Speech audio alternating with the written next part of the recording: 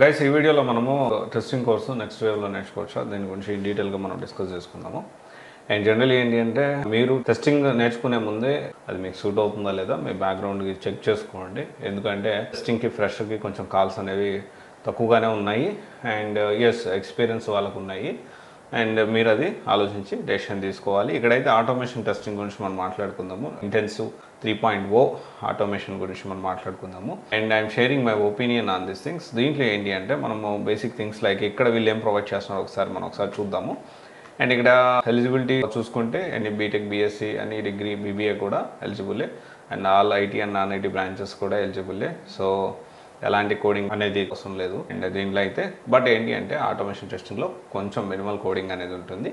And దాని తర్వాత వచ్చేసి ఏంటి అంటే key highlights according to CCPP intensive 3.0 చూసుకుంటే టాప్ నాచ్ ట్రైనర్స్ ఉన్నారు. And 9 AM to 9 PM everyday 1500+ mentors అనేవి సపోర్ట్ చేస్తుంటారు. Real time projects, assignments, quiz 24/7 online lab అయితే ప్రొవైడ్ చేస్తున్నారు. And at the same time దీంట్లో core Java, Selenium driver, advanced Selenium testing, Cucumber framework, API testing అయితే provide చేస్తూ ఉన్నారు. And suitable jobs వచ్చేసి junior automation engineer, Selenium test engineer, QA automation engineer, software test engineer. జనరల్గా ఇవి basic details of intensive 3.0 next wave automation testing course గురించి. But నేనేమంటున్నానంటే so ఇక్కడ first point ఏంటి అంటే మీరు టెస్టింగ్ తీసుకునే ముందు మీకు సౌట్ ఉంటుందో లేదో క్రాస్ వెరిఫై చేసుకోండి before approaching an institute. And ఇంకొక విషయం వచ్చేసి ఏంటంటే ఇక్కడ మనం తెలుసుకోవాల్సిన కొన్ని విషయాలు ఉన్నాయి జాయిన్ అయ్యే ముందు. So live plus recorded provide చేస్తున్నారా లేదా, ఓకే, ఓన్లీ రికార్డింగ్ ప్రొవైడ్ చేస్తున్నారా, ఇది మీరు తెలుసుకోవాలి. దీంతోపాటు బ్యాచ్ సైజ్ ఎంత ఉంది, ఓకే, బ్యాచ్ సైజ్ ఎంత ఉంది, 50 మంది ఉన్నారా, 10 మంది ఉన్నారా, 100 ఉన్నారా, 200 మంది ఉన్నారా, ఇది మీరు ఖచ్చితంగా తెలుసుకోవాలి. అండ్ దెన్ తర్వాత వచ్చేసి 1500+ మెంటార్స్ సపోర్ట్ చేస్తా అన్నారు. డౌట్స్ క్లియరెన్స్ విషయంలో ఆ మెంటార్స్ ఎవరు, 1500+ మెంటార్స్ వర్కింగ్ ప్రొఫెషనల్సా అనేది మనం ఖచ్చితంగా తెలుసుకోవాలి. అండ్ తర్వాత వచ్చేసి ఏంటి అంటే డౌట్స్ క్లియరెన్స్ సెషన్ విషయంలో ఇమ్మీడియట్ బేసిస్లో మనకి ఏమన్నా పాయింట్ ఆఫ్ కాంటాక్ట్ ఉందా, విచ్ ఈజ్ వెరీ ఇంపార్టెంట్. ఎందుకంటే 9 AM to 9 PM అన్నారు కదా, ఆ టైంలో డైరెక్ట్గా కాంటాక్ట్ అయ్యి మనము డౌట్ వస్తే మనం ఆ టైంలో ప్రాక్టీస్ చేసుకుంటాం మోస్ట్లీ. ఆ టైంలో మనం డౌట్ వస్తే ఇమీడియట్గా కాల్ చేసి మనం క్లారిఫై చేసుకునే అవకాశం ఉందా లేదా మీరు తెలుసుకోవాల్సిన అవసరం ఎంతైనా ఉంది.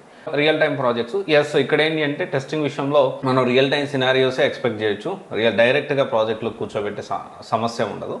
సో ఏ ఇన్స్టిట్యూట్ అయినా కానీ సో ఇదైతే real time scenarios, real time projects అయితే ప్రొవైడ్ చేస్తారు. సో అన్ని ఇన్స్టిట్యూట్స్ ప్రొవైడ్ చేస్తూ ఉంటాయి. అండ్ ప్లేస్మెంట్ అసిస్టెన్స్ విషయానికి వస్తే సో ఇక్కడ మనం ఇంకొక విషయం ఏంటి అంటే రెజ్యూమ్ విషయంలో అండ్ అది ఒకసారి మనం తెలుసుకోవాలి. అండ్ తర్వాత వచ్చేసి ఏంటి అంటే మాక్ ఇంటర్వ్యూస్ కండక్ట్ చేస్తారా లేదా కూడా తెలుసుకోవాల్సిన అవసరం ఉంది. అండ్ దాంతోపాటు ఎన్ని ఇంటర్వ్యూస్ కండక్ట్ చేయగలుగుతారు మీ ప్రొఫైల్కి జాయిన్ అయ్యే ముందే మీరు క్లారిటీగా ఒకటి చూసుకోండి. సో దీంతోపాటు ఒక ముఖ్యమైన విషయం ఏంటి అంటే రిఫండ్ పాలసీ ఏంటో కూడా మీరు తెలుసుకోవాల్సిన అవసరం ఉంది. చాలా బేసిక్ థింగ్, ఏ ఇన్స్టిట్యూట్లో అయినా కానీ జాయిన్ అయ్యేటప్పుడు రిఫండ్ పాలసీ గురించి కూడా మీరు తెలుసుకోండి.